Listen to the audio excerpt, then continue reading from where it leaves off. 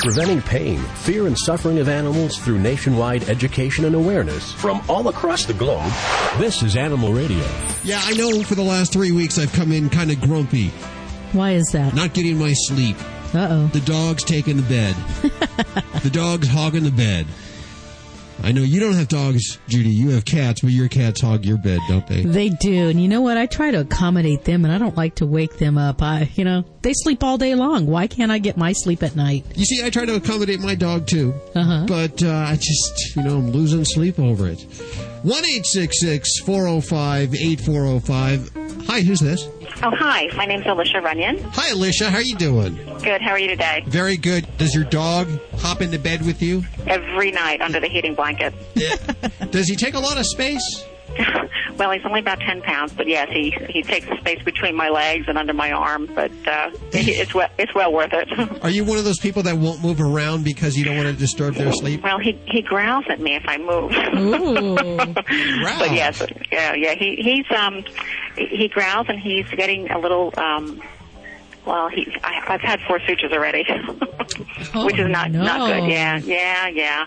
But the behavior modification doctor through my veterinarian had given me some pointers. I have to crate him during the day when I go to work because otherwise he'll urinate throughout the house. And so we're working on some things with the behavior doctor. But no, I don't think he'll bite me in bed. It's just when I pick him up and put him in the crate. Now, is this behavior? How many sessions have you had with the behavior doctor? Well, just one, and we're setting something up for March for in person. She had given me some pointers over the phone. Okay. So if you have any advice in that area, let me know. Yeah. I love him to death, and it's I'm sure he's acting this way because he's not happy to be crated. But it's a nice crate. It's wide open. It's he has his food, his toys and whatnot, and everything's nice and he's safe, but he just does not like it. Okay, we have Alicia on the phones, and she has a pet emergency, so we had to get Vlade, the Russian dog wizard, on the phone. Vlade, how are you doing?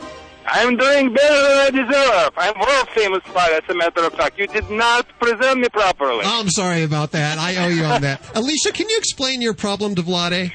Well, I have a 6-year-old, what I bought is a Jack Russell. Wonderful. Oh, Jack Russell terrorist. Okay.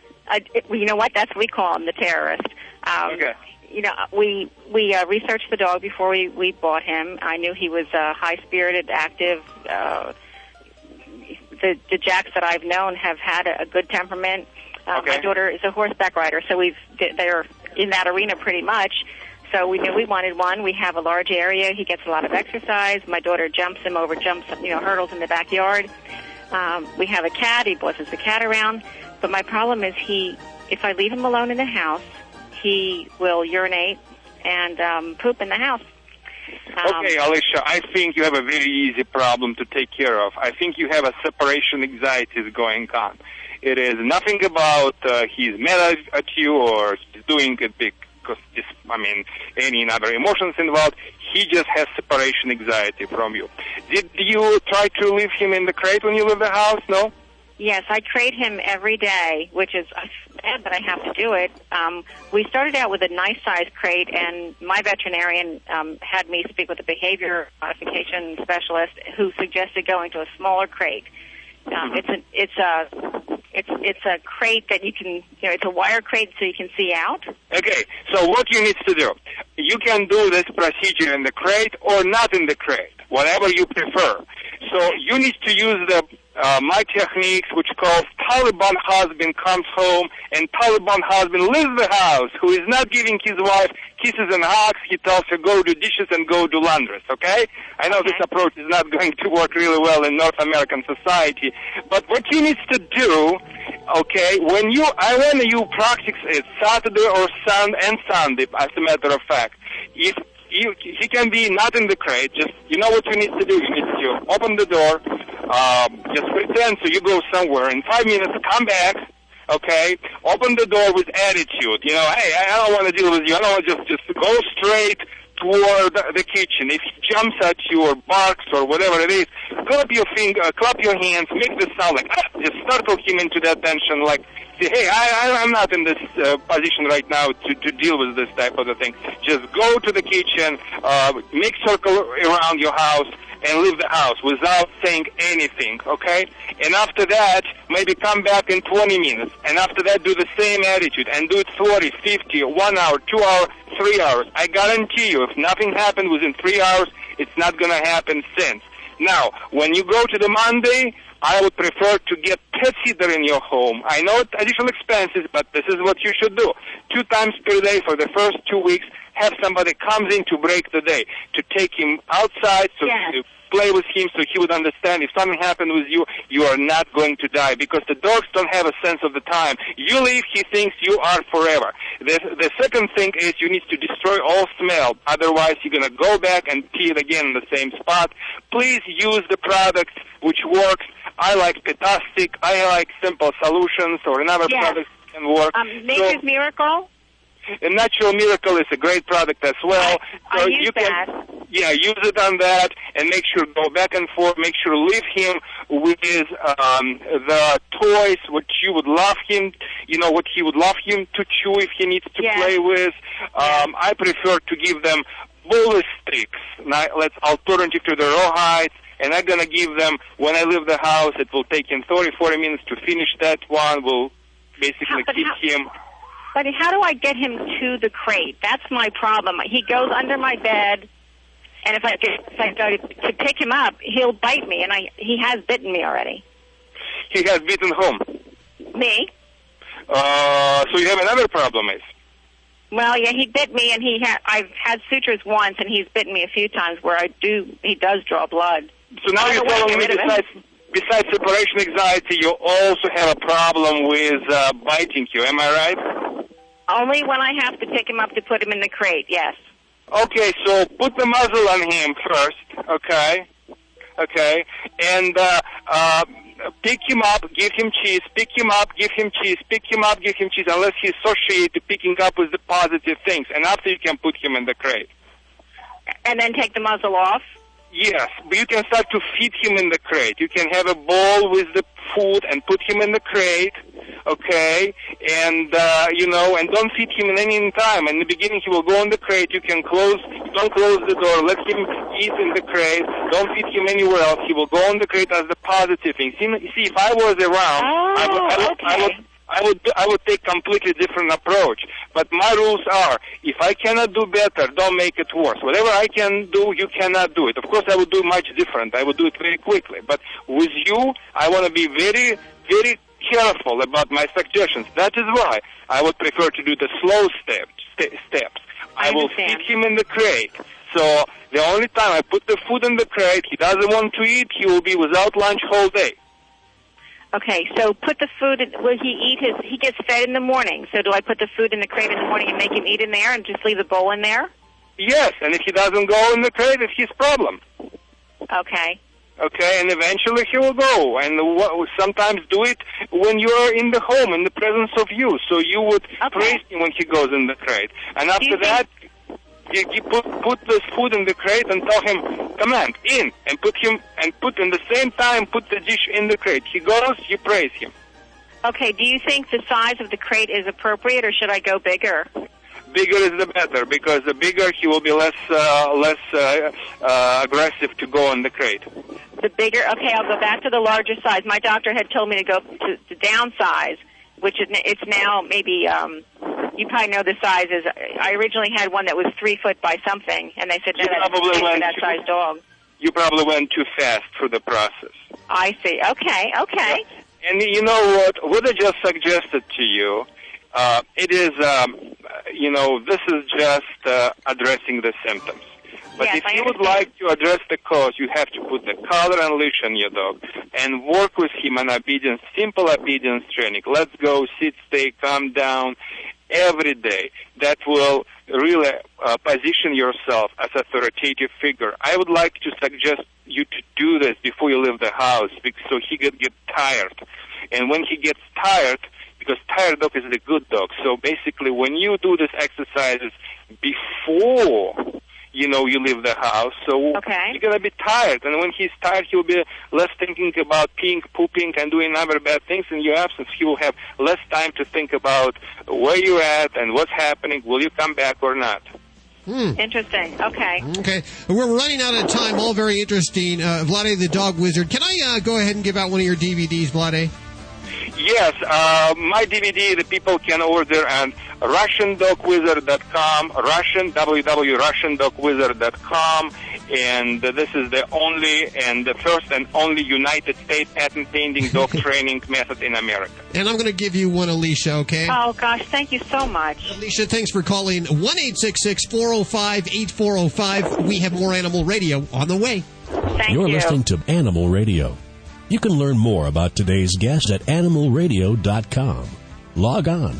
Learn more. The Animal Minute is brought to you by Urinoff, the #1 vet-recommended urine odor and stain remover. To purchase, visit www.urinoff.com.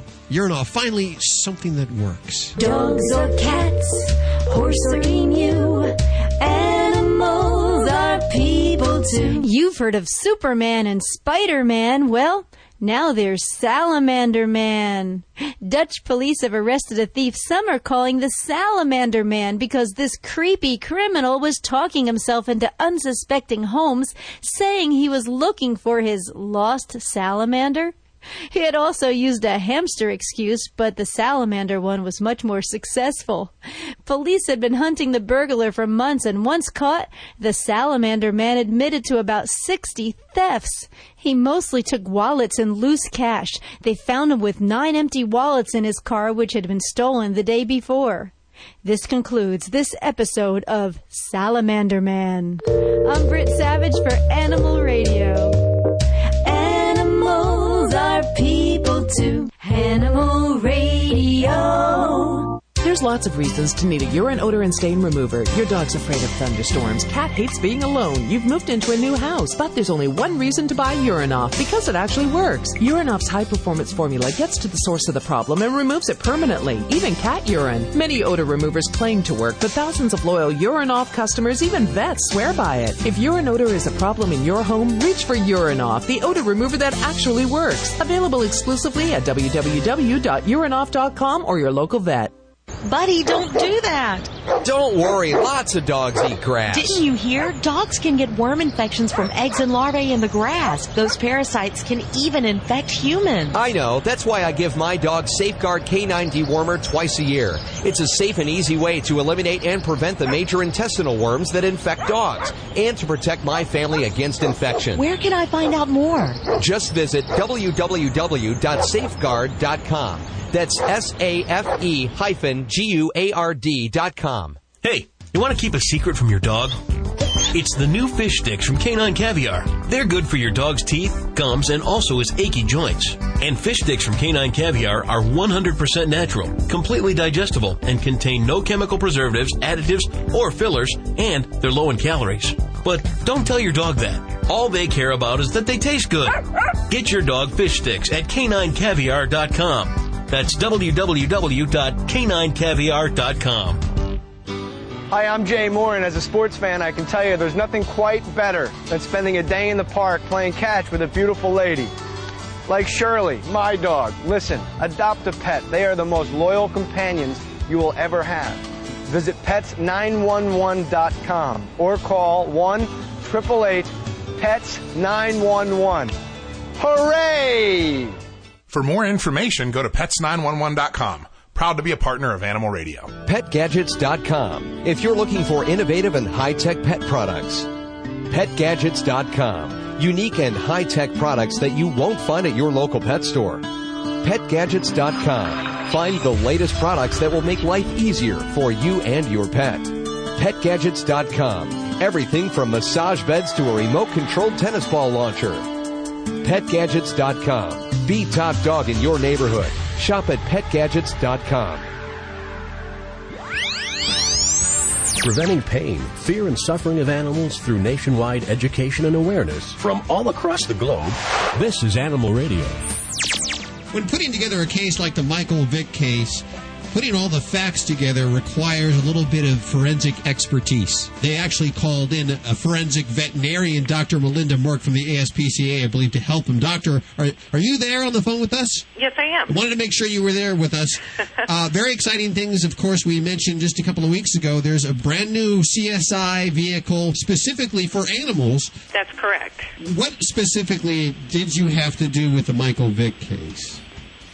Well, because of that case is still an active case, at least on the state level so far, I can tell you what I did was assist in the excavation of the graves when the federal government executed their second search warrant, and then I examined all the remains that we removed from those graves, which is somewhat what I'm doing today. I'm looking at another dogfighting case, examining the skeletal remains.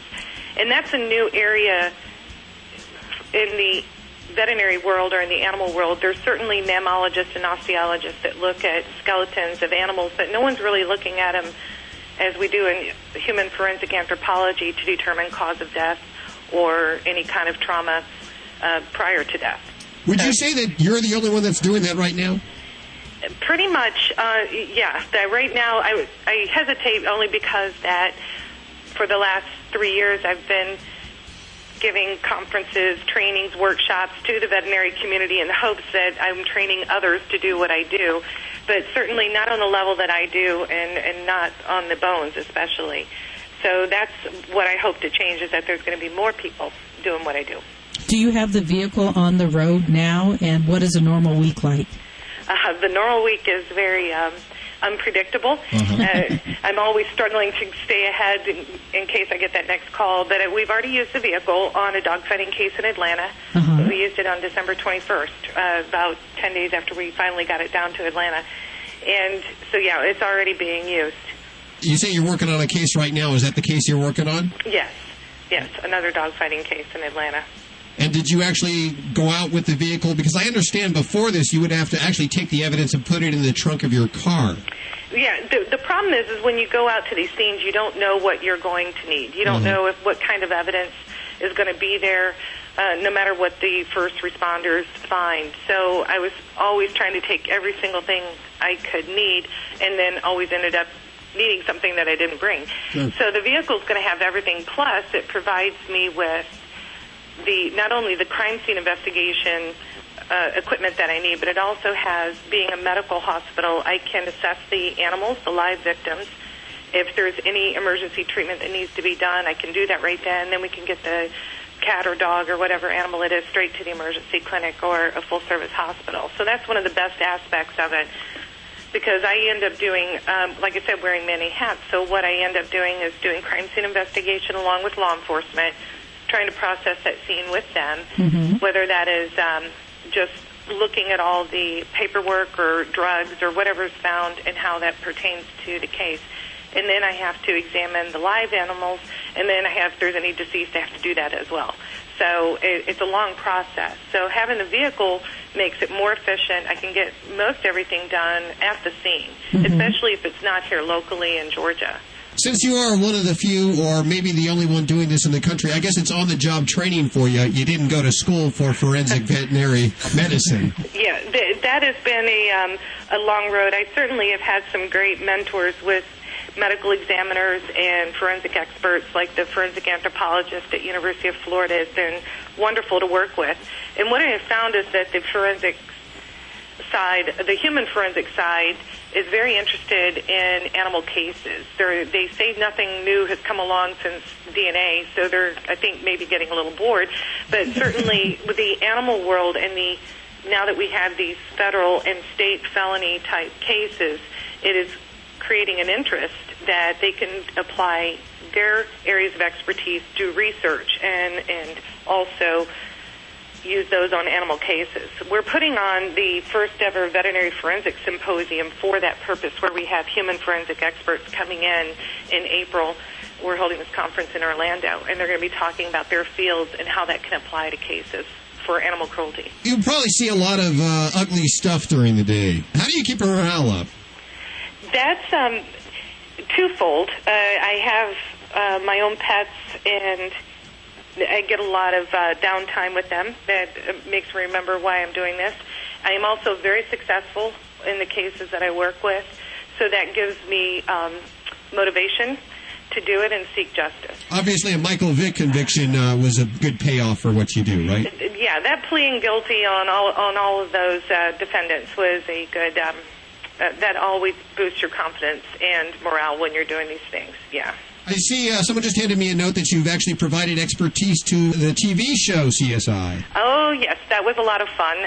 The writers of CSI just finished filming it right the week of the writer's strike. So we barely got it in. But I worked with Chris Barber and Mike Daly, and they really did a great job in trying to make it technically correct on the dogfighting aspect. Of course, it was it's a horrific type of topic, and I think it was very gruesome for the public to see, but they said that was their intent. They wanted to make sure that the awareness, no one swept Michael Vick and everything else under the rug. They wanted people to be aware. And you continue to do great work. The book now would be great for curriculum, I imagine, for anybody that wanted to teach this, and anybody that wanted to get into doing something like this, right? Right, and I think that was one of my motivations to write the book, because the veterinarian side, the vet students and the practicing veterinarians, they need a reference, a textbook, to make them feel comfortable and confident in dealing with these cases. And since then, there has been several universities, vet schools, that have started looking at or starting up a veterinary forensics elective course. Purdue has the first one. This will be their second year. University of Georgia has just approved a course, and they're working on in Iowa and several other states that are looking at this. So they're starting to recognize that they need to incorporate this or offer it through the curriculum. And one of the things we're seeing also, we had 3 more states pass laws last year. I think we're up to 10 that have some kind of mandatory reporting requirements for veterinarians, which we don't. We don't right now have that. Like on the human medicine side, they're required to report suspected child abuse. We don't have that, except now we have it in 10 states. So when we see that happening, and that's going to just get more and more states, then they have to teach this at the curriculum level. If you are a student and want to learn more, or you have an opportunity to teach from this, I have 5 copies of Veterinary Forensics to give away. This is really the only publication or print of the topic. Won't be the only one, just the first. Yes. Of course, by Dr. Melinda Merck, doing great work with the ASPCA and the new CSI Forensic. What are they calling that vehicle anyway? The Mobile Animal CSI Unit. And if you want to learn more about it, we have actually information about that, and I believe a picture up there at animalradio.com. Doctor, we appreciate you spending time with us today. You're welcome. Thank you for having me. And, of course, check out the website, aspca.org. We have more Animal Radio on the way. You're listening to Animal Radio. You can learn more about today's guest at animalradio.com. Log on. Learn more. Hi, this is Ed Begley Jr. on Animal Radio. Live green is best for you, your family, and that includes your pets. Angel's Eyes Tear Stain Eliminator, the first tear stain product to be formulated for dogs and cats. Angel's Eyes is a permanent solution to tear stains, working from the inside out. Angel's Eyes is added to your pet's food or water, preventing the stain before it can begin. Angel's Eyes is perfectly safe to use. It is made in the USA of USA ingredients containing no dyes or wheat. Angel's Eyes is 100% guaranteed when used as directed. See for yourself. Go to www.angeleyesonline.com and check out the results. Angel's Eyes will have your pet going from tear to clear in no time at all. Did you know that dogs can get worm infections just by eating grass, and that those same parasites can also infect humans? Protect your dog and your family by deworming your dog twice a year with Safeguard Canine Dewormer. For more information, visit www.safe-guard.com. That's SAFE-GUARD.com. Preventing pain, fear, and suffering of animals through nationwide education and awareness from all across the globe. This is Animal Radio. You could just dim the lights over there for me. How's that? Thank you very much. Just a little darker if you could. Okay, there you go. He is, by all counts, the most happening, the most in touch, the most spiritual teacher, doctor, professor, prophet, saint, healer, philosopher, Reverend James Capers. Hello, how are you, sir? Oh, please don't call me sir. That's my daddy. We know each other better than that. Welcome back to Animal Radio. How are you doing? I'm so wonderfully blessed. It's wonderful to be with you today. What have you been doing? I understand you've been talking to dolphins? Well, Hal, I think that there's something that you don't know about my background, so I'm going to give it to you real briefly. First of all, I am a marriage family therapist intern, and I've been a psychotherapist for the last 15 years. Uh-huh. And now, since my gifts have developed and teaching my students that I actually teach worldwide, how to now begin to communicate effectively with their pet animals and other people's precious little babies so that they can have a better communication and a better lifestyle with them. Uh-huh. Well, I have a funny story here. If I can tell you real briefly about Hope Angel, my Shih Tzu, I just adore that little boy so much. I adore him. Mother Capers came out to visit me in July, and we took just a little weekend trip to Las Vegas, and we went to see the producers, and she wore these ruby earrings, and I think they're worth about $50,000, $60,000. And somehow, when we returned back to San Diego, she discovered one of the earrings was lost in Las Vegas. Oh, really? No. Yes, one of the earrings was lost.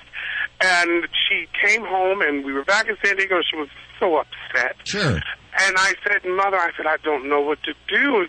And then she said, you know what, I just had such a wonderful time, she said, with you. She says, but this is just trashed the whole vacation because I'm so upset. And then Hope Angel, my Shih Tzu, came up to me and said, I know where it's at. And I said, you know where it's at, Hope? He said, yes. And, we have a little carrying case that we carry him on the plane because we took him to Vegas with us. Uh-huh. Yes, and I was walking him. I didn't keep him in the cage because, he's a service dog and he can go anywhere I go. Uh-huh. And while we were walking through the casino, evidently, Mother's earring fell out of her ear. Uh-huh. Hope picked the earring up, and when I put him inside of his kennel, his air flight kennel, to fly back to San Diego, he took the earring and he put it under the rug in his kennel. Wow. And when I got home, he said, it's under the rug in my kennel. He was given it for safekeeping. Yeah, and so Mother looked at me and she said, he's telling you he found the earring and it's in his kennel? So I put the kennel, we couldn't even find where I put the kennel after we got to the house. He said, it's in the other room. So we went in the other room and looked in there, and I didn't see it. I said it's under the rug, and I picked the rug up, the little rug that he has in the kennel, and there the earring was. Ooh. See, that defies it was scientific fact that the Shih Tzu was not the most intelligent animal, not the most intelligent dog of all the species. We just broke that right there. This is, of course, Hope Angel being a Shih Tzu who was protecting this wonderful earring. Yes, it was, the set of earrings that she has, they're 10 carats with about 8 carats of diamonds around them. Yee. Wow. I'm glad you didn't lose that. So now, back to the dolphins. What's with the dolphins? Someone handed me a note. You've been talking to dolphins. I want to know more. Oh, my goodness gracious. I was down teaching a seminar and workshop on telepathy and the ability to read mind or read mind consciousness. And we went to the beach, a group of students of about 45, and the dolphins were there down in Miami. And as I got into the water, 3 came up to me and approached me very, very close, and I actually pet them. And they were talking. And the students took pictures and everything, and they were asking me, what are they saying? What are they saying? And the dolphins were actually, and it's really funny how in different parts of the United States, people have accents. Uh-huh. Well, dolphins also have accents, too, like people from the South. They have that, hello, y'all, how you doing there? Well, it's funny because dolphins were saying, just like humans, they're based upon their geographical part of the country, or of the world that they live in, they have different ways of communicating with accents, and they were telling me about that, and they were also telling me about how the currents are shifting under the waters, and pollution and different things were happening in the world that was endangering the life cycle They told you a lot there. Well, yeah, we had a pretty nice little 15, 20-minute conversation, playing around, splashing in the water, and carrying on. You know, the doctor loves to carry on. Sure. We are with Dr. Reverend James Capers, our friend of Animal Radio. Actually, been a friend of mine for, we figured, a couple of decades now. And I got to ask you this. What are you doing now? What are you doing now? What do you have in the plans? Of course, many of us that are Charger fans know that you were blessing the Chargers. And you see where the Chargers are right now. Yes. They're just doing absolutely great. Well, I'm not going to take all of the credit, but I'll tell you one thing. I spoke my word of blessing upon them, and you know what biblically they say, prophets have the power to bless as well as to curse. But, of course, we don't use that cursing power at all, but I love using that blessing power. Maybe just every once in a while, like someone cuts you off in traffic, do you ever use that cursing power? No, when someone cuts me off in traffic, how would I reach up and say, Lord, help me both. Oh, help both of us. Come on, Reverend. It's Hal here. You must have used the cursing power at least just once, maybe once. Well, you know what? I would never use the cursing power because I you know, what you send out is what you get back. And I want to send out love to people. And I want to send love to animals and love to the human race, that we may abide in peace and joy. That is why in all of my pet therapy sessions, that when pet parents have problems, I ask them to look at what actually makes you angry, what makes you mad. And then they go on to talk about what makes them angry and what makes them mad. And then I say to them, well, you know what? Your pet dog or your pet cat or your pet kangaroo, whatever, may be responding to your anger. Mm-hmm. They do. They follow what you're doing very closely. If you're angry, your pets or your animals can be very angry. If you're stressed, they can be stressed. If you're happy and always putting out that happy, they're going to be happy. Yes. If people want to learn more, they can go to your website, which is what? It escapes me. Oh, yeah, that's drjamescapers.com. Just like the name. Yes, drjamescapers.com. But we're going to be doing a lot of grief and bereavement counseling for people who are pet parents who've also lost a loved one in the family, a loved pet, and if they really need some help, and we not only work with adults, but we also work with children. And a lot of times the parents will call and say, we want to make an appointment with you. Is it all right? Our child is about 7 or 8 years old by phone and with our permission, but they just lost a beautiful, beautiful Siamese cat or a beautiful Irish setter who's been in the family a long time, who they befriend, and they're going through a bereavement process. Can you help? And the answer is yes. Losing an animal is like losing a family member, and sometimes can be worse than losing a family member. If you're close to an animal, some family members you don't see as often, but that animal is in your life every day. And they give you unconditional love. Yeah, and you form a really close bond. And let's face it, there are some family members that, We don't select our family members, but we select our pets. But that's true, but you know what? Actually, I know that Hope is a Shih Tzu, but to me, he's my son. I call him, I say to him, come on, little boy. Come on, my son. Dr. Capers, thank you so much for joining us today. Oh, thank you for having me. And don't forget, those who need some pet counseling, the doctor's in the house. You're listening to Animal Radio. You can learn more about today's guest at animalradio.com. Log on. Learn more.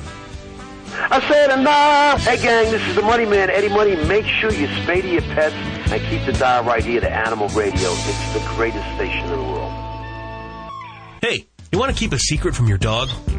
It's the new fish sticks from Canine Caviar. They're good for your dog's teeth, gums, and also his achy joints. And fish sticks from Canine Caviar are 100% natural, completely digestible, and contain no chemical preservatives, additives, or fillers, and they're low in calories.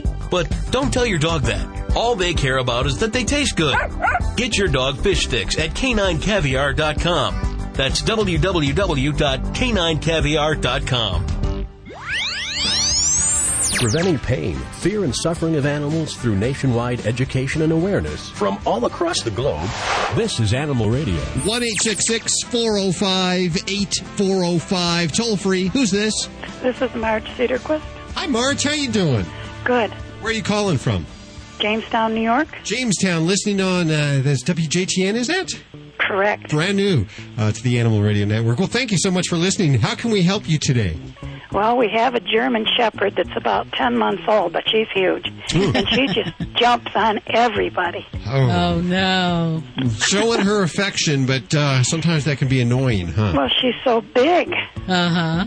Yeah. What do you do now when she jumps on you? Well, I try to lift my knee up so that she stops, but she's just so quick. Uh-huh. Oh, dodging the bullet there. What would you do in that case there, Judy? Well, it's different from small dogs and big dogs. You have a big dog. What you want to do is when the dog goes to jump, most people, your first reaction is to kind of step back. Mm-hmm. And they interpret that as an invitation to jump up. What you need to do is step forward. Step forward and lean into the dog so that you don't give him any room to jump. Body language there. Yes, huh? yes. Oh. And the dog can't get balance, and it'll force him to put his feet back on the ground. Oh. So you don't want to knee him, don't yell at him or anything, and praise him when he sits down. Oh, okay.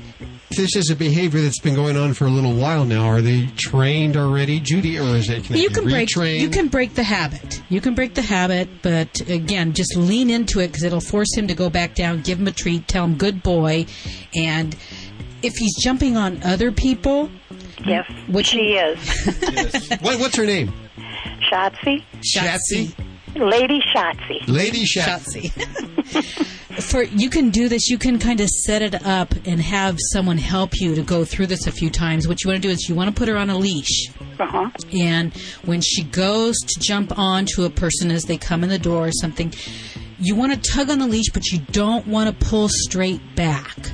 That will knock her. That she could actually fall and get hurt. What you want to do is pull it to the side. Oh. So you pull her to the side, that'll force her down, and again, once she gets down, give her a treat, and just kind of reinforce both these actions over and over until she finally gets it that it's not the right thing to do. Now she has to be on a leash for that. She has to be on a leash when it's other people. Oh, okay. But when it's you that she's jumping on or one of your family members, tell them to lean into it. Okay. And that'll force her kind of back. She won't know what's going on. She'll be off balance. She'll go down on the ground. But tell them not to step back because dogs interpret that as an invitation. Here I come. You're making room for me. Ah. So. Okay. Oh, very good. You know what? I'm going to head into the prize closet and get Lady Shotzi some peppermint sticks and some toys from the closet, if that's okay. If we can send them to you. Thank you. Okay. Thank you for listening to Animal Radio. Hold on one second. Okay. 1-866-405-8405. Hi, it's Lisa Laporta from HGTV's Design to Sell for Animal Radio. Please spay and neuter your pet. Did you know that dogs can get worm infections just from eating grass and that those same parasites can also infect humans? Ew, gross. Thank goodness there's a safe and easy way to eliminate and prevent the major worms that infect dogs. Safeguard K9 Dewormer. Just sprinkle it on your dog's food twice a year. And that's it? Yep. For more information, visit www.safe-guard.com. That's SAFE-GUARD.com. It's the best way I know to protect my dog and my family against intestinal worm infections. Every year, there are millions of pets in animal shelters across the country just waiting for a loving home. I'm Mike Farrell with a very simple message. If you're thinking of getting a pet, please adopt. To easily locate your closest place to adopt, call Pets 911 toll-free at 1-888-PETS-911. It's easy, it's free, and it gives a pet a second chance at life. Together, we can ensure a better future for our pets. For adoptable pet listings in your community, go to pets911.com. Pets 911, proud to be partnered with Animal Radio. Hi, I'm Victoria Jackson, and you're listening to Animal Radio. This is an Animal Radio News Update made possible by the Simple Solution Natural line of 100% biodegradable pet care products. It's going to be a 3-dog night. Is your pet sleeping with you? I'm Hal Abrams. The term 3-dog night originates with the Inuit tribes of Alaska. They measured nocturnal temperatures based on how many of their sled dogs they needed to bring indoors to serve as bed warmers. And especially at this time of year, not only do we want to keep warm, but our pets want to keep warm as well. A recent Adweek study revealed that 69% of us allow our pets in bed. Now, it seems everyone we speak with has stated that one time or another their pets have slept in bed with them. But if they have a spouse, how did that spouse feel about the sleeping arrangement? Animal Radio discussed the problem with world-renowned psychiatrist Dr. Joyce Brothers. She feels that pets can easily come between partners when they don't agree on sleeping arrangements. I have had that situation, and the lady had a chow, and the dog was very territorial and would let the husband get to the bed. So they ended up with 2 rooms, and then they ended up with a divorce. We also spoke to Animal Radio listeners just to find out how they cope with this problem. We talked, and Mark decided, okay, I'll give in. And so we kicked the dog out for about 6 months, and it slowly crept back in every night about 4 o'clock. We want you to tell us how you keep peace in bed. Call Animal Radio toll free at 1-866-405-8405 or email your voice at animalradio.com. This has been an Animal Radio News Update brought to you by the Simple Solution Natural line of 100% biodegradable pet care products. Get more at animalradio.com. Does that pesky pet stain keep reappearing after you've cleaned it with a household cleaner? Try Simple Solution Stain and Odor Remover. Simple Solution is formulated specifically for pet stain and odors. The unique enzyme and probacteria formula breaks down the glue-like proteins in pet urine, then absorb all the leftover particles, leaving your carpet completely free of harmful residue. So no more magical reappearing acts or pets returning to the area. Simple Solution products are available at pet specialty stores nationwide. Preventing pain, fear, and suffering of animals through nationwide education and awareness from all across the globe. This is Animal Radio. Pet smiles go high tech. Hi, everybody. I'm Dr. Jim Humphries, your veterinarian here at Animal Radio. For us, going to the dentist will often include services ranging from dental x-rays to repairing fractured teeth. And more pet owners want the same sort of services for their pets. Fixing their pet's smile is a job for the veterinary dentist. Dental x-rays are a common service for us when we visit the dentist, but our pets have not always been so lucky. The importance of these x-rays cannot be overstated. Even if your pet's mouth looks healthy, chances are there's some sort of problem that lies deeper. According to veterinary dental experts, 42% of cats and 28% of dogs have hidden dental problems. And since most of the tooth lies under the gum line, veterinarians need help to see what kind of problems are happening below. Normally, our canine friends should have 42 teeth, but for many toy breeds or short-faced breeds like the pug, for example, this number can cause crowding. Additionally, dogs with underbites and overbites also occur. All of these conditions can make it difficult and even painful for the pet to properly chew food. Veterinary dentists will actually use orthodontics and braces to help correct these types of problems. Cats have their own unique dental problems. Due to reasons that are not fully understood, cats can develop a painful erosion of the tooth enamel called a neck lesion. As the normal enamel is lost, the pulp cavity of the tooth is exposed to the environment, painfully stimulating the nerves. Extraction of the tooth is often the most common solution. Trauma to the pet's teeth is an almost everyday problem at the veterinarian's office, and it might happen because of chewing rocks. Believe it or not, that's very common in dogs. Police dogs are at high risk for breaking these large canine teeth due to their rigorous duties as policemen. Most dental experts agree that root canals are a better option than just simply extracting the tooth. Even teeth suffering from advanced periodontal disease may be saved with the combination of the right owner, cooperative pet, and veterinary dental team. Veterinary oral surgery is now on the rise, and pet owners will do whatever they can for their four-legged friends. But a compliant pet and a committed owner are essential if dental surgery is going to be a success. The use of this newly developed barrier sealant gel is another high-tech but low-cost method of helping your pet's mouth stay healthy. OraVet Gel is especially designed to adhere to the tooth surface and repel plaque. In just about a minute a week, you can now minimize plaque and tartar buildup. It takes a whole team to keep your pet's smile healthy and pretty. Talk with your family veterinarian and ask if dental radiographs are available in your area. Find out what at-home dental procedures you can do and help your pet keep his happy smile. For the Veterinary News Network at myvnn.com, I'm Dr. Jim Humphreys reporting for Animal Radio.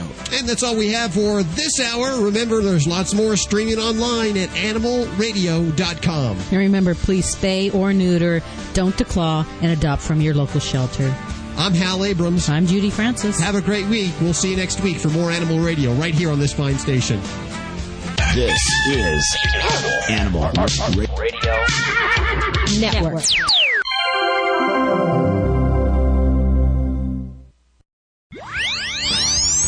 Preventing pain, fear, and suffering of animals through nationwide education and awareness from all across the globe. This is Animal Radio. And welcome back to Hour 2 of Animal Radio, you lucky devil, you. Hey, the poet didn't even know it. My feet are long, fellow. They don't show it. Oh, boy. You go, boy. Yeah, you can tell it's Hour 2, huh? 1-866-405-8405. This hour, animal communicator Joy Turner is back. If you want to talk to your cat, your dog, your fish, your iguana, she's the medium. 1-866-405-8405. Also, are you guilty of a multi-pet household? I think most of us are. We'll have tips on keeping the peace up next. Who's this? Michelle. Hi, Michelle. How are you doing? Good. How are you? Very good. Where do you live? I live in Los Angeles, California. So you must be listening on either Coast or K-Big. How can we help you today? Well, I have a problem. My Akita mixed husky, she's been urinating when she sleeps. It just kind of comes out. She's laying around. She just kind of pees.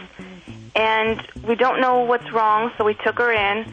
And the doctor didn't really say much. She kind of just said it could have been a couple of things.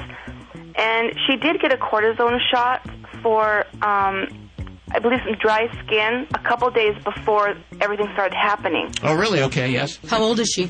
She's about 5 years now. Okay. Has it gotten better at all since the cortisone shot? Actually, yesterday we kind of noticed a difference. Okay. The cortisone is going to probably shrink up things and have inflammation kind of shrink up, and that may have something to do with the incontinence. I would keep an eye on him. Make sure that it's improving. If you haven't told your doctor, you should probably tell your doctor that this is a side effect that's happening with the cortisone shot. Just give him a call and tell the nurse to at least add that to the records and see if it's really important. If it continues, obviously you'll have to head on back to the vet. There is all kinds of medications that can help with incontinence and problems like that. How old is your Akita? She's 5. 5 years old. Never had a problem like this before? Actually, you know what? Every so often, she does do this when she's sleeping at night. We wake up if she's laying on the bed, there's like a wet spot, but we never really kind of paid attention. We just thought, well, that's weird, because it wasn't a regular thing. Has she been spayed? Yes, she has. Okay. Let your vet know what's happening, and especially that it's increased since the cortisone shot. And you're probably going to have to go back to the vet to find out what's wrong to determine. Yes. We did. He did. My dad did take her in. Yes. And but they gave her. You know, we took her in after it started happening, and the doctor kind of just didn't really say a specific reason why it was happening. They gave her some pills for infection. And when the doctor said it could have been the cortisone shot, he had said, my dad said, how, what, is that a big thing? And she goes, it's probably 1%. Mm-hmm. So we don't really know what it was. The doctor she was really vague about it. Okay. Well, you got to ask your doctor. You got to say, I don't understand, or what's happening. And if your doctor can't answer that, then it's time to find a new doctor, because you got to feel confident, just as you would with your own doctor. You got to feel confident with your veterinarian. You know. Yeah, it was kind of like an emergency thing. So we didn't like the doctor. We're definitely going to take her somewhere else. But yeah, I think you need to get her back into someone who's going to sit down and answer the questions that you have about it, because all of the problems you've mentioned so far, fortunately, don't sound fatal. They sound like they can be easily cured with some medicine. So, yeah. Okay. I'm going to go ahead and send her some toys. Is that okay? I imagine she's still a playful little gal. Oh, she is. She would love it. Okay, we'll send her. We have some rubberized toys over there. Kong-like toys. Yeah, thank you. From Planet Dog. Hold on one second. 1-866-405-8405. You're listening to Animal Radio. You can learn more about today's guest at animalradio.com. Log on. Learn more. Welcome to Voice of the Animal. Far to the north, in a land that sleeps long months under blankets of snow and ice, the residents spend their evenings watching shimmering curtains of silken color light up the night sky. For thousands of generations, the inhabitants of the Arctic wilderness have enjoyed a timeless rhythm, a rhythm undisturbed by the wheels and machines of modern life. The residents here are many and varied. There is Polar Bear. On the coastal plain of this ice land, the bears make their dens and have their cubs. Polar Bear taught the people how to make their igloo homes. The reason the birthing dens of Polar Bear are similar in shape and form to the igloos of the people. Strongest and fiercest of all Arctic creatures, Polar Bear has but one enemy: humankind. There is Arctic Fox. The art of camouflage is the essence of Fox. Her fur changes to reflect the season, white in the ice and snow of winter, gray to red to brown in the short months of the midnight sun. There is Grizzly Bear, the most desired guardian spirit by shamans of the north. It is Bear, not the shaman, who selects who is worthy of his protection and guidance. There is Caribou. Her name is French Canadian for reindeer. Tens of thousands of years have witnessed her ancestors' migrations to the coastal plain to have their young. Thousands and thousands of caribou in a timeless dance of shared legacy. There is Wolf. Strong and loyal to his family and pack, he mates for life, the very soul of the wilderness. There is Musk Oxen, shaggy relic of an age of ice long past, almost extinct at the turn of the century. She was reintroduced to her native home not long ago. Once again, this woolly horned creature enjoys the habitat in which she was born to dwell. There is Whale. The Inuit consider the bowhead whale of these northern waters Great Spirit's most magnificent creation. The largest mammal in the world has but one enemy: humankind. There are people. For 1,000 generations, the native people have lived their traditional ways in this Arctic coastal plain. These are the residents who inhabit this land year-round. But others do not.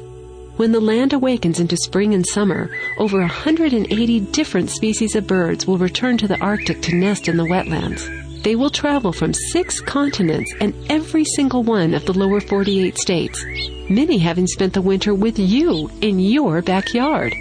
You know them: robin, rufous hummingbird, black-capped chickadee, meadowlark, red-winged blackbird, dark-eyed junco, Say's phoebe, golden eagle. This land, home to so many, is the Arctic National Wildlife Refuge, the most fragile and sensitive ecosystem in the world, and the only refuge that contains all of the Arctic ecodynamics as they have been for all those thousands of generations of human and animal alike. Ages ago, another animal lived here as well, the dinosaur. Long extinct now 65 million years, yet his absence still demands our attention, for it is his presence, in the form of his fossilized remains turned to oil, that fuels the desire to dramatically alter the life and livelihood of all who live in this land of ice and snow and curtains of light. A finite amount of dinosaurs remains, enough for only 10 months of the desired fuel, that threatens a finite amount of animals who have lived for tens and thousands of years in this, their last and only refuge. The word refuge comes from the Latin to flee. It means shelter and protection from danger or trouble. It is not just a word from the dictionary, but our word to keep. Visit us on the World Wide Web at voiceoftheanimal.org. For Voice of the Animal, this is Rayanne Cumulos. You're listening to Animal Radio. You can learn more about today's guest at animalradio.com. Log on. Learn more.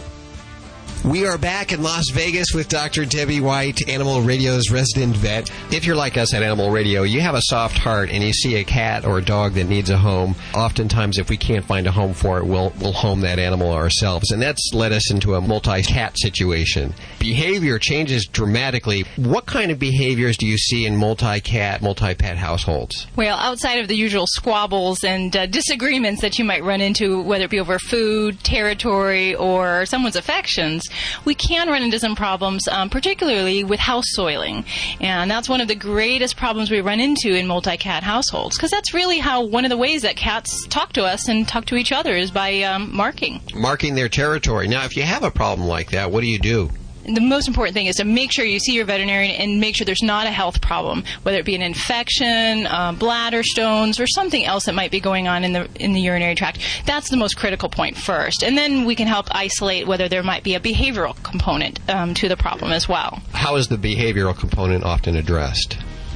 Well, sometimes medications, anti-anxiety medicines, commonly prescribed nowadays. And we want to make sure we rule out the health problem, but for many cats, that may be of great benefit for them. Nike is a little Prozac baby. Doesn't take a heavy-duty dose, does he, Doc? No, he's actually on a pretty small dosage and tapering down with time. Hopefully we can maybe even get him off it. He was fine when we first got him. We've had him when he was about 3 years old. I guess he was reaching his sexual maturity, and he wanted to become the alpha cat. So he started spraying around the whole studio, marking everything as his. And it happened about 3 years, just kind of all of a sudden. So I made sure that I took him to the vet, made sure there were no other problems going on. We ruled out any kind of urinary infections. Then the next step was to do blood work to make sure that everything was okay with his system and that he could tolerate medication. He has now been on Prozac since November, so a few months, and this spraying has stopped. His personality, he's getting along better with the cats, and he's really changed a lot for the better. And I have a girlfriend whose cat also started spraying and marking and just got her cat on Prozac, and it was a lifesaver for her because it was basically the cat was going to go. Now, I'd worked with Nike forever, but she was at her wit's end, and Prozac has been a lifesaver for us cat lovers out there. And that's one of the very important things is we see cats that have urinary problems and don't have troubles getting along in households with other cats. It's one of the great reasons why they might be relinquished to shelters.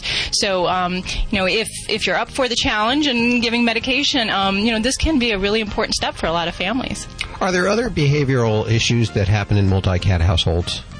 Yeah, and a lot of them are actually anxiety-driven. So we can see problems with excessive grooming behaviors where cats might self-traumatize themselves, groom themselves to the point of actually having sores, hairless areas on their body. And it's actually treated in a similar way where we address the anxiety component, try to correct what we can behaviorally. But if not, then some of those pets are actually good candidates for anxiety medicine. And I'm seeing that stress-related behavior, separation anxiety in particular, is now being treated in canines with Prozac, a compounded Prozac that's tastes like chicken, I guess. Well, there's actually a lot of different remedies for canine problems in behavior. In cats, maybe a little less so in the labeled drug category. But yes, there's a lot of new alternatives out there for medication. And we can't forget some of the more non-medical routes, things like the plug-in diffusers, the pheromones. Those have a great place for both dogs and cats when we're dealing with multi-pet households. If you don't want to go the drug route and you're not so hot on the pheromone route, are there other solutions to any of these behavioral problems? Well, that's where it gets tricky. And then we start talking about altering household environments and separating enclosures from one cat to another. In some cases, that may be helpful, but in other cases, it may actually take separating out a cat to another home or maybe finding the best situation for one cat. I remember the second cat that we added to the studio. I was wondering, is this going to work? Because we've had the one for quite some time, but not only that, but the second cat was ill when we brought it into the home, which required us to keep it separate from the original cat, which is, I guess, actually the proper way to do it anyway in the beginning, is to integrate them slowly. Right. You'd want to do not only a quarantine for the sick health's benefit, but also just kind of gradually get them acclimated to each other's smells, to the sights, to the sounds of the other cat. But there's no reason that with a couple cats, you can't add another. It just gets more challenging when you get more personalities into the mix of things. So you definitely want to make sure that some of the guidelines I'd have would be try to go for a younger cat. If you already have an adult cat in the home, they may come in a little lower on the totem pole and may be more willing to fit into the scenario already and the hierarchy that's going on in your cat household. Of course, it just warms the cockles of your heart when we see in the studios all four of the cats lying together, cuddled up, and really enjoying each other's company. So I don't want to discourage anyone from multi-animal households. It can be done. Absolutely. Just have to keep in mind that cats are individuals and they all have their own personality. And if one cat is a lot of fun, just think how much fun two is going to be. 2 or even 3. Dr. Debbie White, thanks so much for joining us. My pleasure. Thank you. Coming up, Joy Turner, animal communicator, right here on Animal Radio. You're listening to Animal Radio. You can learn more about today's guest at animalradio.com. Log on. Learn more. I'm Susie Kurtz, and I'm listening to Animal Radio. And you should really check out the Farm Sanctuary website, farmsanctuary.org. First taker. One take. Every once in a while, there comes along a special group of animal lovers that stands strongly in defense of the voiceless. Animal People is that newspaper for people who really care about the animals. Animal People is published 10 times yearly. The publisher is a nonprofit corporation dedicated to exposing the existence of cruelty to animals and to informing and educating you so that animal lovers worldwide can eliminate such cruelty. Your subscription is $24 a year and is 100% tax deductible. Get Animal People's fair and accurate investigative reporting from the industry watchdog. Visit our website at www.animalpeoplenews.org. That's www.animalpeoplenews.org to subscribe to the news for people who care about animals. Animal People. Subscribe today at www.animalpeoplenews.org.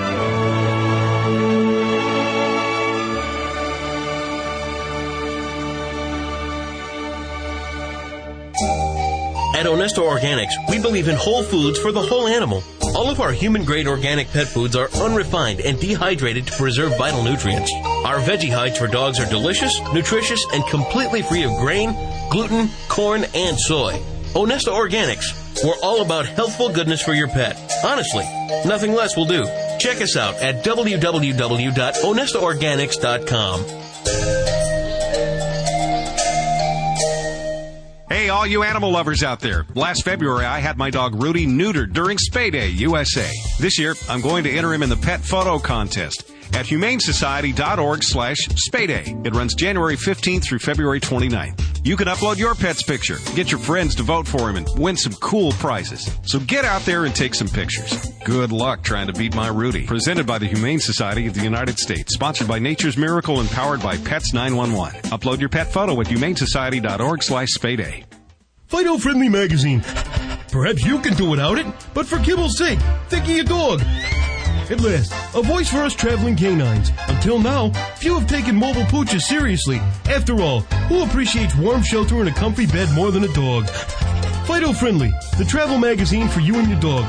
A quarterly guide to Fido-friendly accommodations in the United States and Canada. Because if Fido ain't happy, ain't nobody happy. Subscribe at FidoFriendly.com. Your dog will thank you. If there was only one vitamin supplement you could take, what do you think it should be? Green tea. Green tea is widely known as one of the most powerful antioxidants in the world. Green tea has been used in China as a medicine for over 4,000 years. And taking green tea has been researched and is well documented to help lower cholesterol, reduce the risk of cancer, help with weight loss, and even slow down arthritis. Of course, results may vary, and you should always consult your healthcare professional before taking any supplement. But you should add this powerful antioxidant green tea to your daily diet. And if you call now to order and buy 2 months, we'll give you the 3rd month for free. Your order comes with a money-back guarantee. So call now. 800-819-8315. 800-819-8315. Call right now. Buy 2 months of green tea and get one free. 800-819-8315 or visit airtimestore.com. Hi, this is Clive Pierce from HGTV. You're listening to Animal Radio. Please remember to spay and neuter your pets.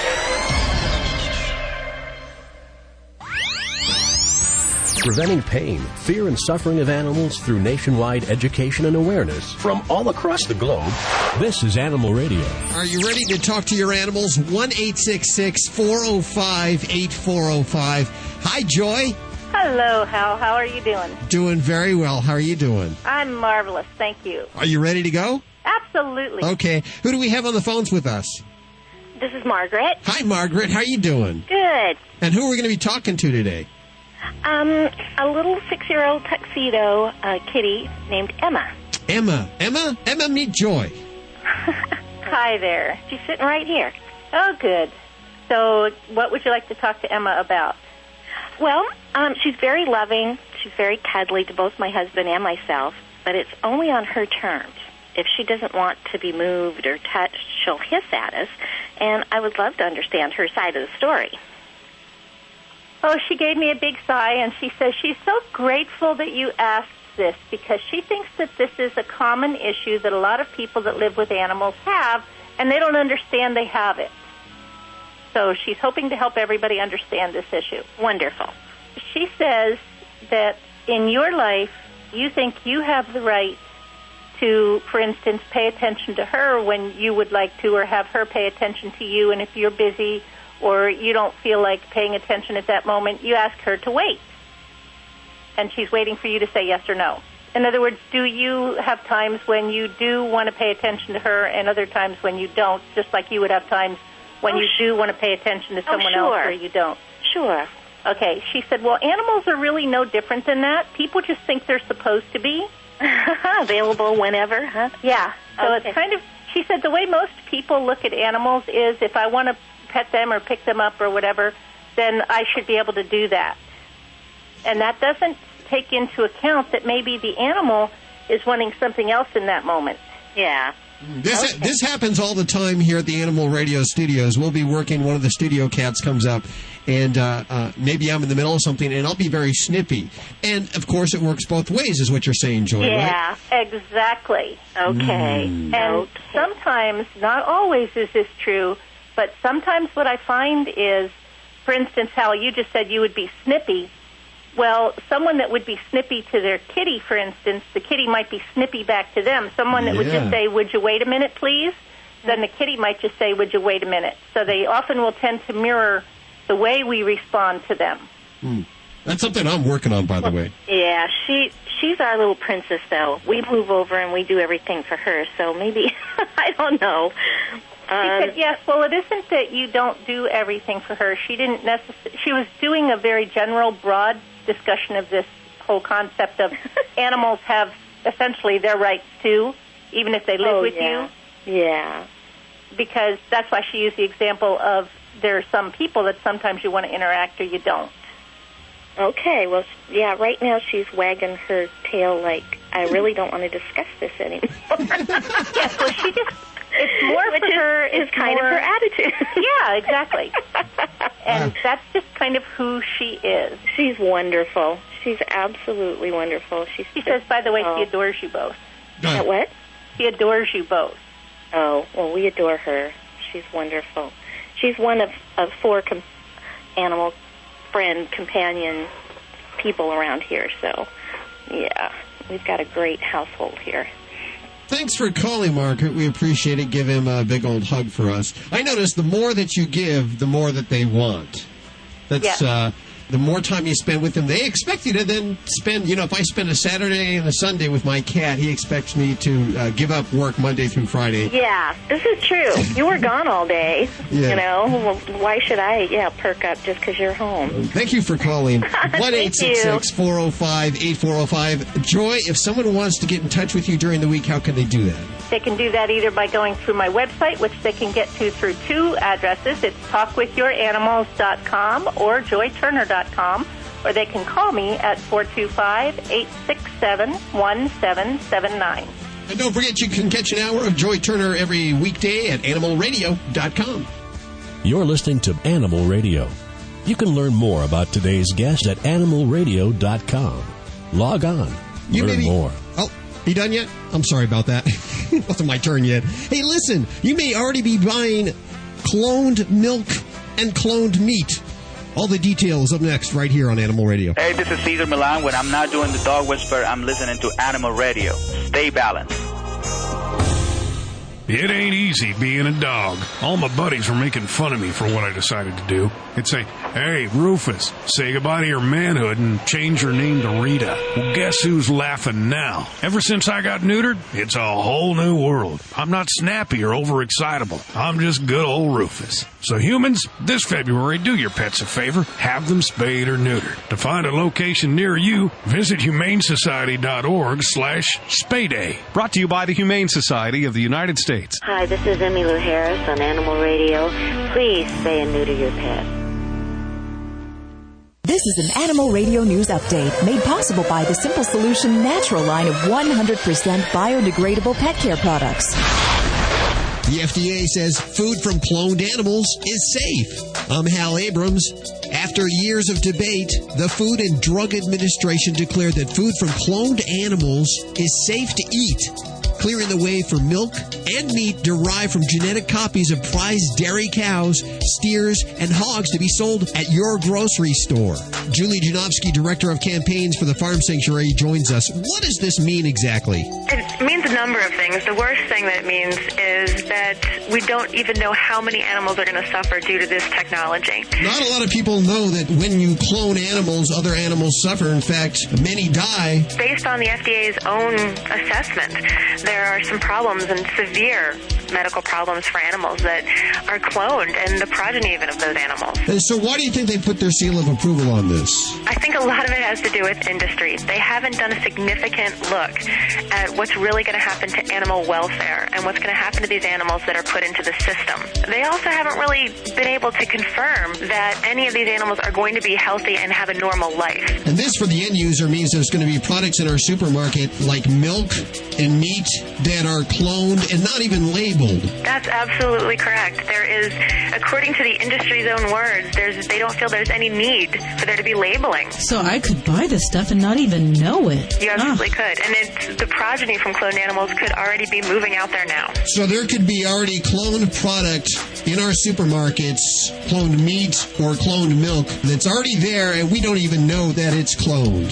That would be correct. Mm-hmm. And there's no way to find out given that there is no requirement for there to be any kind of labeling. And it's really quite frightening given that, animals are going to be suffering. They're without a doubt going to be suffering due to this. There are so many more animal problems that include everything from deformities to stillbirths to early death, heart and kidney problems, liver disorders. There's just so many additional health problems that can happen with cloned animals. And we don't know what the long-term effects are either. For the humans that are consuming this food. Exactly. Okay, so what can we do? Is there any kind of boycott? We're really trying to get the attention of the government now. Congress has already sent an extremely strong message that was included in the Farm Bill, which has yet to pass. But the Senate has fully approved a stopgap to try to stop the FDA from moving forward with cloned food going into the marketplace. And even though that bill hasn't passed yet, it is a strong message. So what we want to do is make sure that the public is definitely aware that this is going on. The cloned animals, they are going to suffer problems. Hopefully, if you do buy animal products, contact the companies. Let them know this is not okay with you. And also contact your federal legislators to let them know how strongly you feel about this issue. This has been an Animal Radio News Update brought to you by the Simple Solution Natural line of 100% biodegradable pet care products. Get more at animalradio.com. Does that pesky pet stain keep reappearing after you've cleaned it with a household cleaner? Try Simple Solution Stain and Odor Remover. Simple Solution is formulated specifically for pet stain and odors.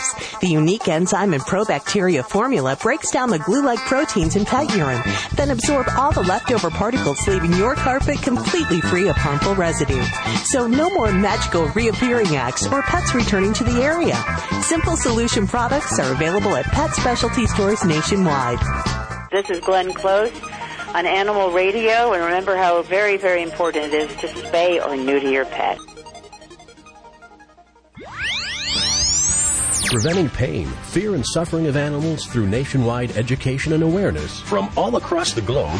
This is Animal Radio. Well, anyone who's ever had a pet or dog and his pet a cat, like purred them, I purr my cat all the time.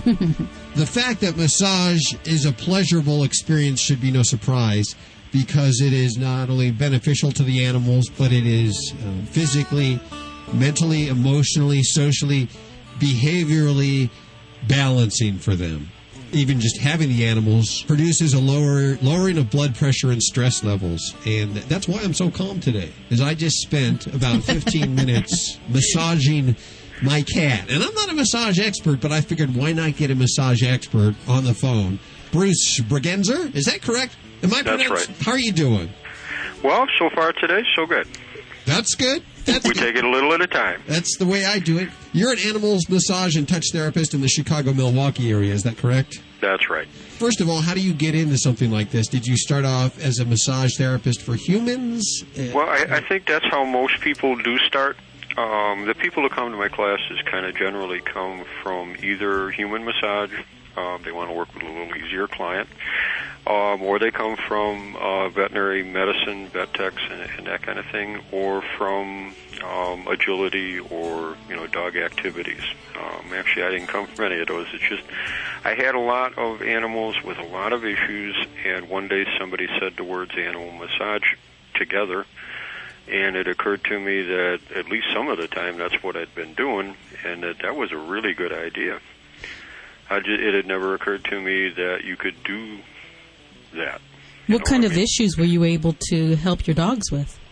Well, what we work with most are recuperative things. After a surgery or an injury, sometimes particularly before the surgery or after the injury or in between, they won't use the limb correctly, which means that your compensation develops other issues. They get out of balance. Helping that bring it back into balance, helping to strengthen the muscles that need to be worked with, and relax the ones that have been working too hard. Is this something that you and I can do? Well, I know you can do it, but I'm talking about the listener and myself, dumb old Hal, can do. Do we need to study muscle charts for a feline or for a dog, or is it something that we can pick up on fairly easily? Well, it kind of depends on what you're planning to do. If you're talking about your own animal, and yes, what you want to do is make sure that they're comfortable and that they're using themselves well, and that if something develops with them, everybody can do it. Everybody can do it, and everybody should do it. The biggest thing is paying attention to what's happening while you're working with them, to watching to see where they stretch and where they tense up a little bit and those kind of things. Now, I'm no expert, but I massage my cat all the time. Sometimes it's well received and sometimes it's not, even though I do the same thing. Well, particularly with cats, it's a mood. If somebody calls me to come see their dog, I just kind of take the information, set a time, and assume things are going to go the way that I expect them to go, which is I'm going to meet the dog, and a few minutes later we'll be working. If somebody calls me with a cat, we do that same taking information routine, but it comes with the caveat that it's kind of a 50-50 deal. If the cat's not in the mood, I'm not going to get him into it. When they're in the mood, and I'm sure you've noticed this with yours, they are really receptive to it. They direct you to the places they want you to go. You spend the time there that they want you to spend, and then they turn and move and get other places into your hand. They understand themselves, and so they present it real well. When they're not in the mood, getting them to hold still for it that's not on my agenda. Give my secretary a call, and maybe we'll make an appointment for it. But it's not like dealing with a dog. Yeah, a dog never turns down a massage, does he? They will on rare occasions. If there's something about their situation that they're not comfortable with changing, they will sometimes be a little resistant to the idea. I call it the old grumpy old man syndrome. Generally speaking, dogs are, oh yeah, that's a good idea. Here, touch me here.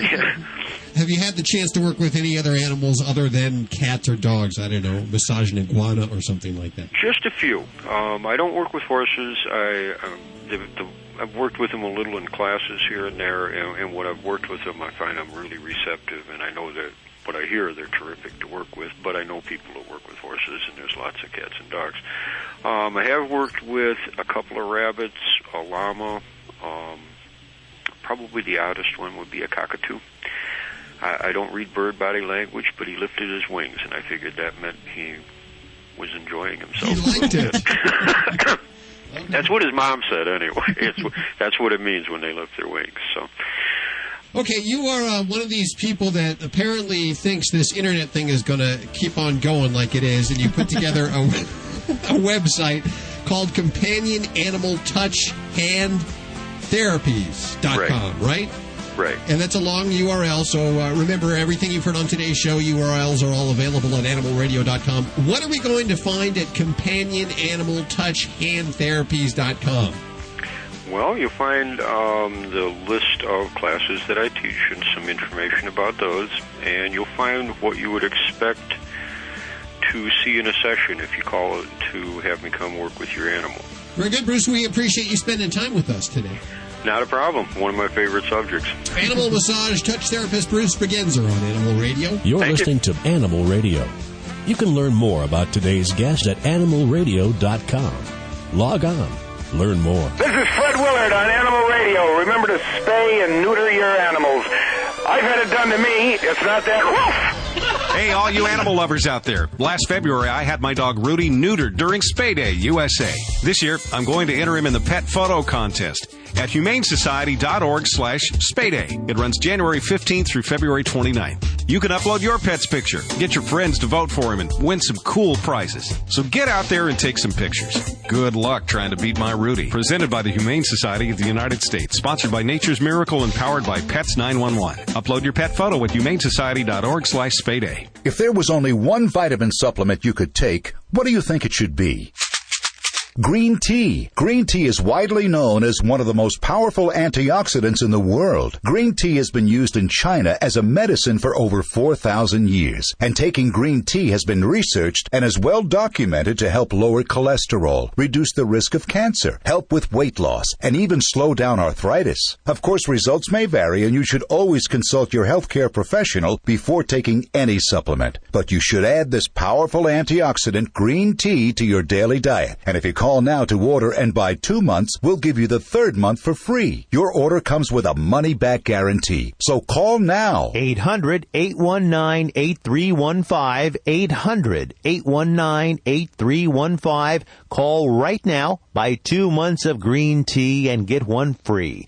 800-819-8315 or visit airtimestore.com. The Animal Minute is brought to you by Urinoff, the #1 vet-recommended urine odor and stain remover. To purchase, visit www.urinoff.com. Urinoff, finally, something that works. Dogs or cats, horse or emu, animals are people too. A barnyard soap opera is playing out in Bloomington, Indiana. Kathy Crossan wants the owners of an alpaca breeding farm to disclose which one of its male alpacas sired the offspring of her prized female named Peruvian Lily of the Incas. Lily was sent to the farm to be bred to a stud named Snowmass Casanova, but contracts were never worked out, so Lily was sent packing and returned home pregnant. But by whom? It's a twisted tale, and now Crossan just wants to know, who's the alpaca baby daddy? A blood test ruled out Casanova, and without the father's name, she can't register or sell the young alpaca. Where's Maury Povich when you need him? I'm Britt Savage for Animal Radio. Animals are people too. Animal Radio.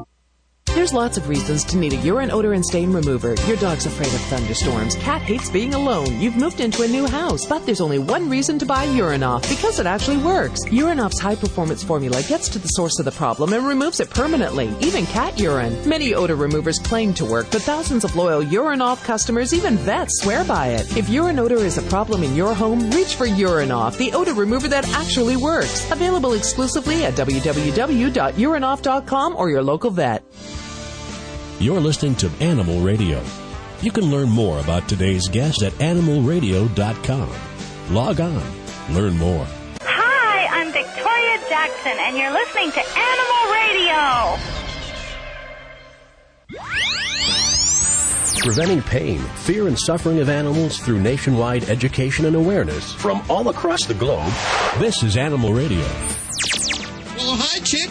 Hi, how you doing? Doing good. How are you doing? I'm wonderful. The weather in California is gorgeous. Now, you're in Northern California, I'm right? in Northern California, just out of Redding, California, in a small town of Cottonwood. And you have the Bella Vista Farms Animal Sanctuary, is that correct? Yes, we're a licensed animal sanctuary / rescue, and very large. And what kind of animals do you have there? I rescue domestic and barnyard. I'm a retired nurse, and I have rescued for many, many years, and we operate on 65 acres. Wow, that sounds absolutely exquisite. It is wonderful. How many animals do you have there altogether? If you count everything, and we're talking chickens right up to large horses, we're talking 600. Wow. Boy, Yeah. I would imagine feed time takes pretty much most of the day. Oh, hello. You bet. You do something very, very special. That's why I wanted to get you on the phone. You actually take these animals into classrooms. Is that correct? Well, I'll tell you what, it was a dream job. Last August, I was offered the position of teaching children animal care. I was thrilled. I was absolutely, my feet weren't touching the ground. I was so thrilled. Sure.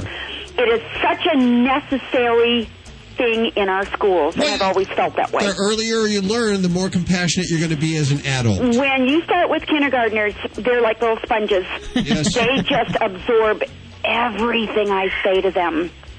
I go in with an animal, a barnyard animal, normally, and get their attention. They pet, love, hug the animal. But what I really gear my classes to are the animals that they have in their own home. Okay. From fish, dogs, cats, guinea pigs, rabbits, turtles.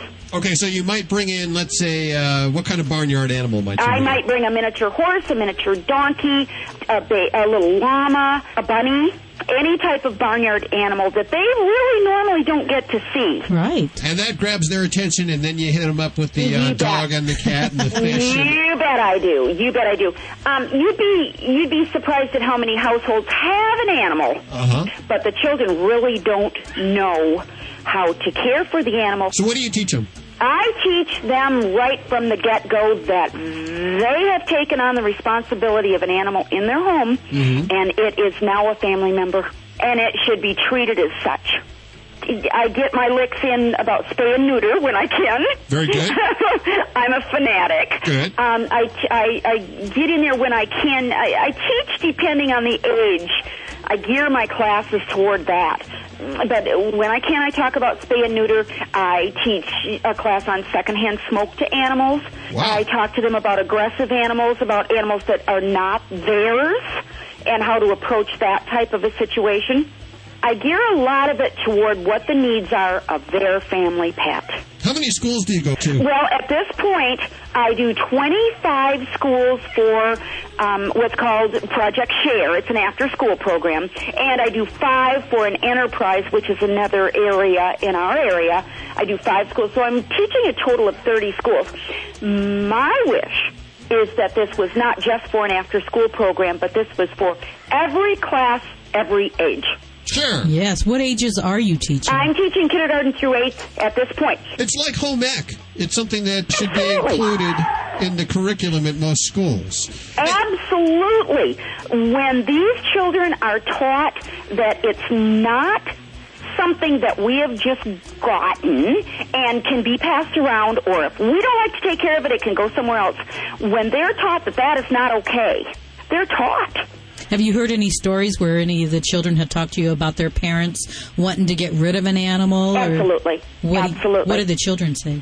Well, the children aren't allowed an opinion at some point. But they can get vocal about it at home.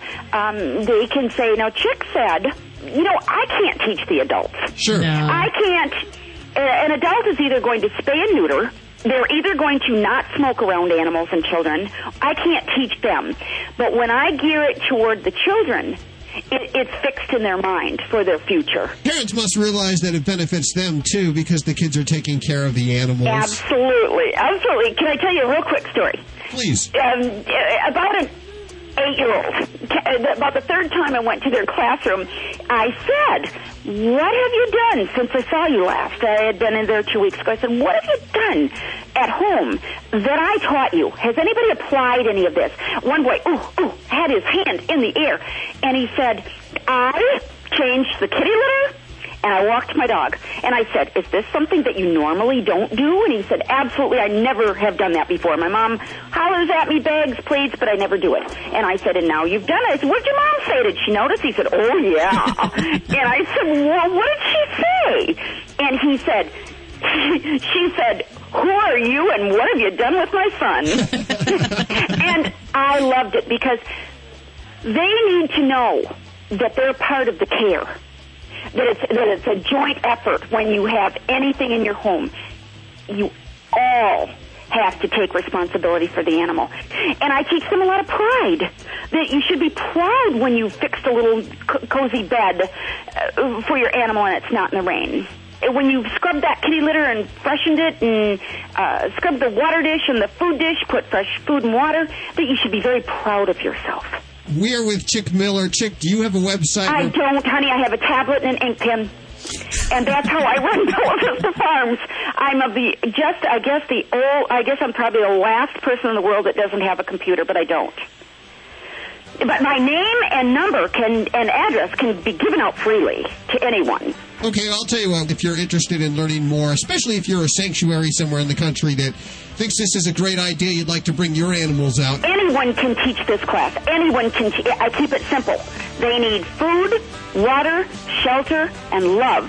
And we go over all four of those. And I keep it simple so that they know it's not difficult to give very good care to their animals. What we'll do is if you're interested in talking or hooking up with Chick, give us a call here at 1-866-405-8405. She, of course, has the Bella Vista Farms Animal Sanctuary in Cottonwood, just outside of Redding, California. Thank you so much for having me. That's all we have time for this week. Remember, there's lots more streaming live 24/7 at animalradio.com. And on your cell phone, simply text ANIMAL to 27627. Remember, if you get a pet, please spay or neuter. That happens to be a cat, don't declaw. And always adopt from your local shelter. I'm Judy Francis. I'm Hal Abrams. We'll see you next week for more Animal Radio right here on this fine station. Bye-bye now. Bye-bye. This is Animal Radio Network.